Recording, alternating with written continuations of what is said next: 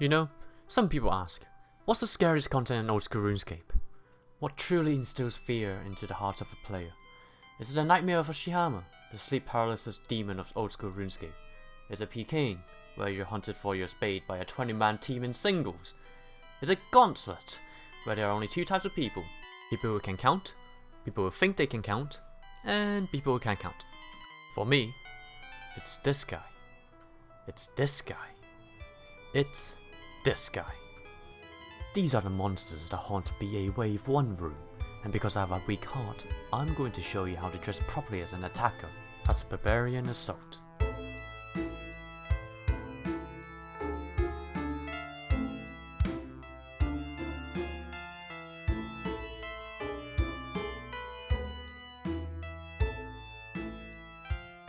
First off, I know the attacker icon is a sword, but that doesn't mean you bring in your melee weapon.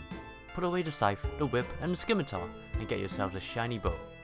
Each attacker level you gain grants you an extra bonus damage to your hits starting from 1. What this means is that so long as you're using the correct styles as called by the collector, you will never hit a 0. When you do hit a 0, you fucked up. But oh wise mage monkey, why use a magic shortbow?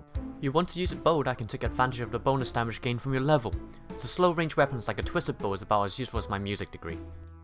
As a general rule of thumb, if mage monkey attacker is doing more damage than you, you're doing something wrong. Range weapons that doesn't use arrows, such as the toxic blowpipe, cannot be used either.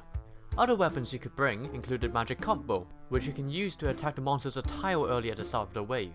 The dark bow is also popular, used just before the core changes to attack a monster twice. You need time to core and change arrows anyway, so the attack delay won't matter. Finally, a melee switch into Dragon Claws can help speed up the waves. These tactics are normally used by people who knows their shit. In most cases, the time saved will require teamwork from other roles, meaning it's not all that impactful unless your team knows what they're doing too. So, why range and not melee? You see these things? These cockeyed hentai monsters. Ever wondered why the healers do relay races between the two sides of the room? That's because your fat ass attracted the aggro of a penance healer, dragging it all the way west. If you're using melee, you're more likely to attract the aggro.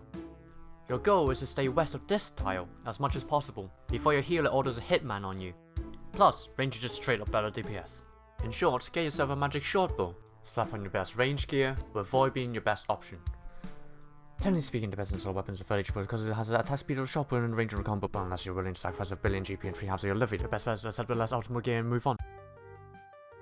Now that you look the part, let's go through how to do the part. Number 1. It makes no sense for you to start any activity without knowing the bare minimum basics. You're under no obligation to know everything about BA before you start, but neither are anyone else under any obligations to suffer whilst you fumble your way around the room. Nobody else is responsible for babysitting you through the waves, which is why the vast majority of players I've seen complaining about teams not taking them is more often than not their own fault. Here's a too long didn't read. The scroller gathers the team by using the scroll from the table on other members. You can start the waves by going down the ladder, there's a quick start option if you right click, or if you change your settings on Runelight. Left click to take arrows from the attacker dispensers, then kill the penance fighters and penance rangers on the northwest side of the room. If you need more help with the basics, either read the wiki, go through the Barbarian tutor, or watch the Oatrix Beginner's BA guide.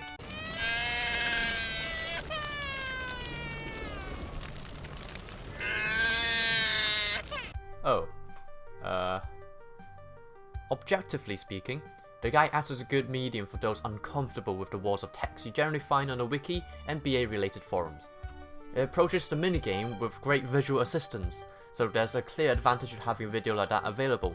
It's helpful for beginners and it's original in presentation. Let's leave the fire to the firefighters. Number 2.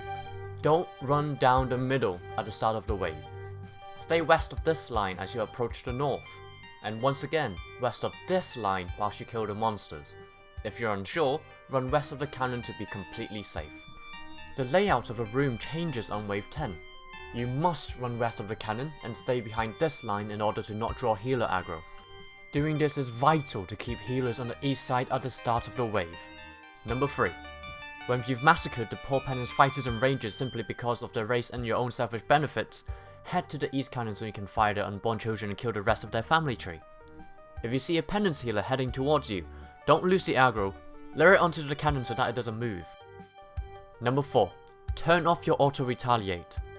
Attacking with the wrong arrow costs you points, and unless you're addicted to depth, maybe you should try not getting minus points every wave. Number 5. Use the Barbarian Assault plugin. You'll be given a small, almost invisible quality of life plugin that shows you the amount of time left before core changes in giant fucking numbers. Stop attacking just before the core changes. Right click on the horn and select the correct color of the eggs for the collector. Then change your arrows accordingly. Click horn correct color for collector. Try saying that 5 times fast. Number 6.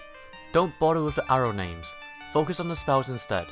For wind, use the white arrows. Water is blue, earth is green, fire is red. Simple. Number 7. On wave 10, you take the spikes from the mushroom at the southwestern spot. When the healer passes an egg to you, use spike on the egg, use new egg on the defender. Then run to the cannon. If you are the scroller, do not fire the cannon. Each BA wave revolves around the person with the scroll, making your clicks a priority and thereby negating your teammates' spam when firing the Omega egg. To keep it simple, scrollers don't shoot. Or you can do the whole 8 eggs and be the guy who wishes his peepees as long as your wave 10 duration. In conclusion, get your arrows, run west at the start, stay west for as long as possible and keep an eye on the core change. If a monster goes out of your range, it's better to simply leave it for later when you head towards the east cannon.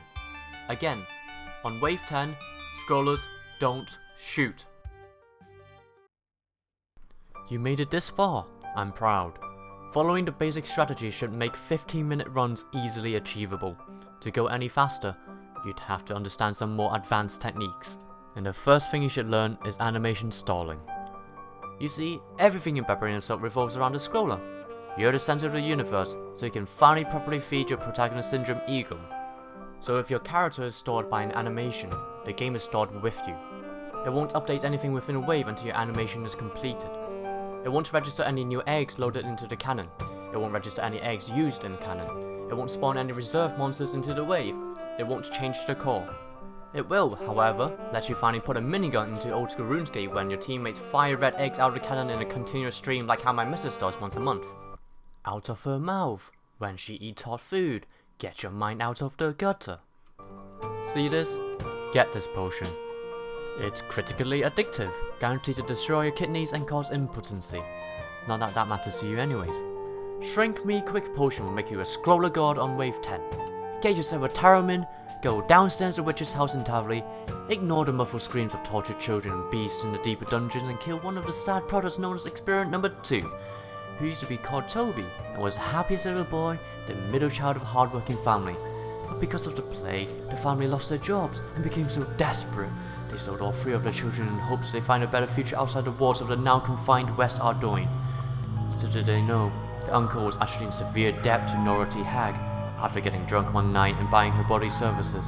2 whole years went by since, not a single day without some new drugs being injected into his bony arms, until he no longer held a humanoid form. Yet even to this day, despite the pain and the loneliness, he still cries in a distorted voice the names of his parents in longing, the names of his siblings in sorrow, but most of all, he whimpers his uncle's name, and the question, why? It'll drop a shrunk ogre root that you'll need to create this potion. Drinking this thing in Barbarian Assault will create an animation store. It's useless for most things, but perfect for the queen kill to duplicate the amount of yellow eggs fired. When the collector is loading, you can drink your shrink potion to consistently kill the queen with 1 egg. If you're not confident with the timing, just spam click the potion to guarantee the store. Do you know what else is an animation store? Skillcape's emotes. Go to the old school RuneScape wiki, search for Skillcape emote, look at the performing time section. This is how long the store will last for in the wave. You want to duplicate the red eggs fired from the cannon? Go for it. Want to do it for a short while? Use the quest or ranging cape. Want to do it a bit longer? Strength cape for 9 seconds.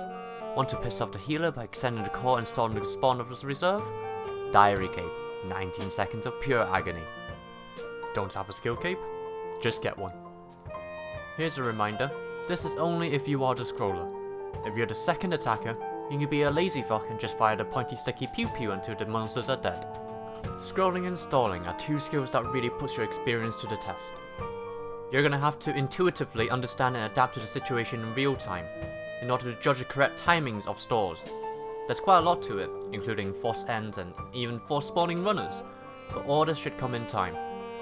If you're interested in advancing your skills as a scroller, your best bet is to scroll into a good team, make your fair share of mistakes, and ask for advice. But Rhastae, does it have to be the attacker who is the scroller? Short answer, no, not really. Enjoy the game however you want. Long answer, attackers are assigned to scroller duty mostly because of the convenience. Other than the initial 4 waves, attackers normally finishes their task before the others, giving them more time to utilize techniques like stalling and extensions. It doesn't mean the other roles can sit by idly, they have their duties too. I won't get too in depth about scrolling in this particular video, but I would recommend at least learning the scroll order. Attacker, attacker, healer, collector, defender. It might seem trivial, but if nothing else, it'll make it more likely experienced BA players would join and stay in your team. Barbarian Assault does not give you any best in slots like raids would. It doesn't provide any experience like Soul Wars, or viable endgame equipment like pest control. It doesn't make you a lot of money, excluding if you do leeches. That's why, whenever I tell people I do Barbarian Assault for fun, I often get a lot of strange looks. Quite a few people told me to get help, which I do, all the time. I get help from other BA players. Here's my theory. Because the vast majority of players only do Barbarian Assaults as a means to the torso, or the achievement diary, they view it as nothing more than an obstacle or worse, a nuisance.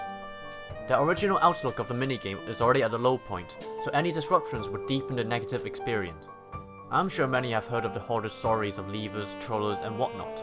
These types of players are normally left alone by the BA community, mostly because there's only a few of us, and many of them. It's virtually impossible to pick out the players willing to learn, improve, and enjoy a game of Barbarian Assault among the mass of torso hunters ready to leave as soon as they got the points they needed.